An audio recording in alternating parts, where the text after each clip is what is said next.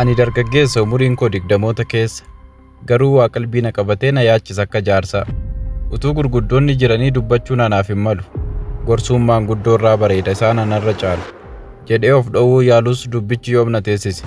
Yaada koo ibsachuun murteesse Iyyoob 32 dubbisee. Gad taa'ee qoradhee macaafa uumaa, gad ba'ee ilaalee jireenya ilmaan namaa, sammuun koo xiqqoo kun waan tokko xiinxale. Waan hin hubadheen sitti himaa na dhaga'i obboli. Namni hundumtuu dhamaatee fi yaalii mataa isaarra jira. Kan dhibaa'ummaan rakkisees hamma isaatti hin kurkura.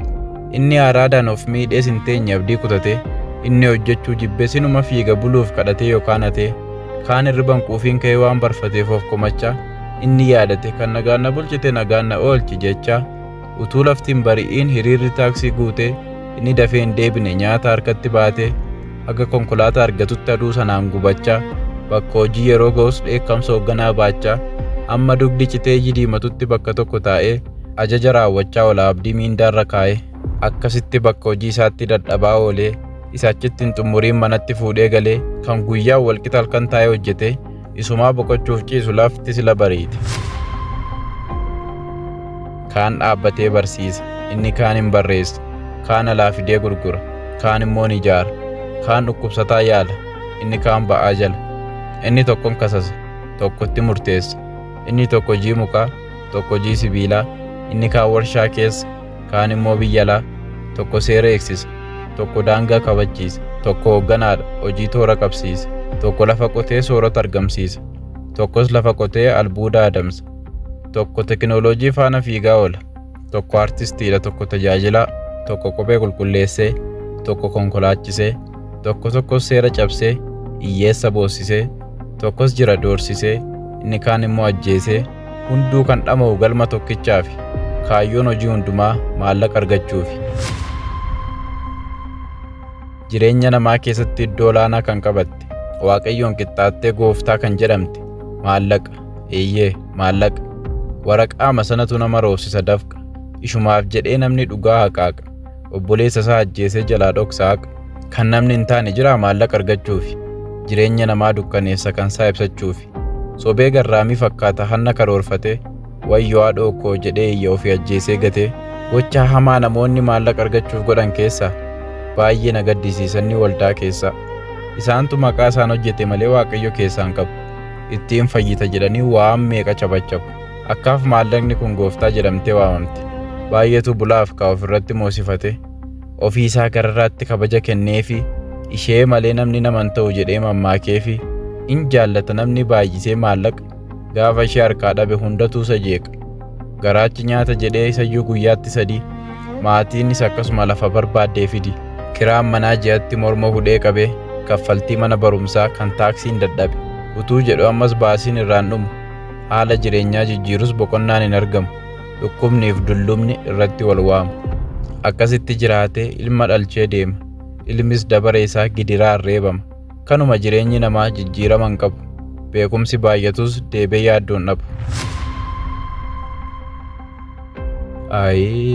Jechaan ija koo namoota irraa kaasee gara Waaqaa ilaali.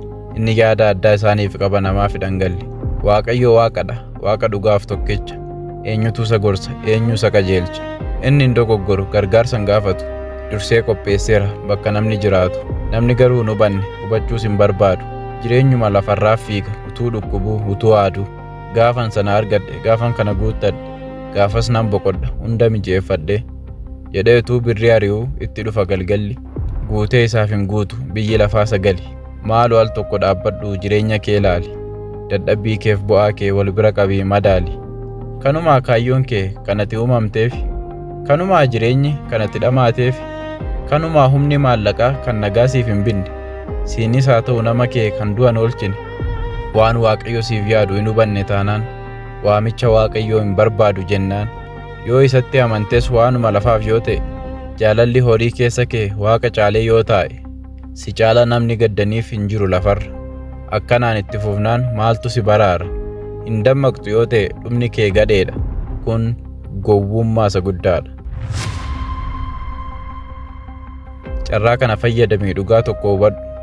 Seenaa ani sitti himu beekte yoo ta'e yaadadhu. Utuu akka du'aan isaan ga'uun hojjetiin, nama ajjeesanii qabeenya tuunatiin, sababa amantii isaanii qofa doorsifamanii namoota baay'eedha kan ajjeefaman. Kaan ibiddaan gubatan akka qoraanii, kaan sibiilaan muramani, kaan mormatu irraa jete, kaan bineensatu nyaate. Dabareen eeggatu bineensaan nyaatamu utuu faarfatanii lafarraa dhabamu. Maal sitti fakkaata jarri kun maal ta'ani? Utuma ilaalanii maaf du'a filatani? Yesuusin gananii akka jiraatan carraa argatanii akkamitti bifa suukkanneessaa kanaan du'uuf qophaa'ani? Yaadi malee du'atti of kennaa namni lafaa ka'ee maali erga yoomii duuti salphaa ta'e? Icciitiin tokkummaa jira kan nuti beekuu qabnu. Kottu miira keessaa baanee dhugaa walitti haa himnu. Jireenyi isumaarraa kana qofa miti.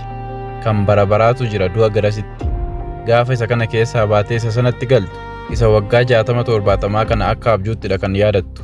Jarris kana hubataniiti baay'ee ariifatu amma du'anitti. Phaawulosis isa nuti sodaannu duuti bu'aa kooti jedha. Karaan ittiin galma kootti darbudha jechuusaadha. Garuu namni hundumtuu jireenya bara baraan argatu. Inumaayyuu gara caaludha lubbuun baraan dhiphattu. Hin na'iin, misiraachoon sitti himaa. Namni Yesuus ilma Waaqayyootti amane du'a baraarama.